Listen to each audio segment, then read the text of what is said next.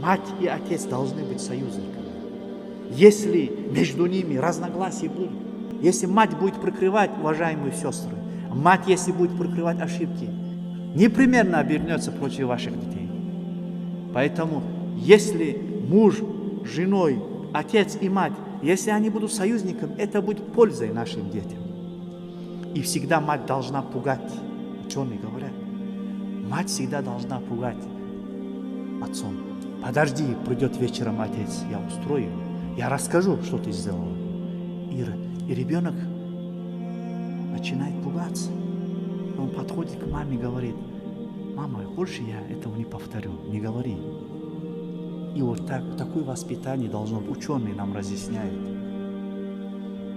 А сегодня у нас что? Ребенок сидит, муж и жена между собой почти дерутся. Что ребенок возьмет? Он возьмет этот, опять же, балах 21 века, уткнется и танчики будет играть.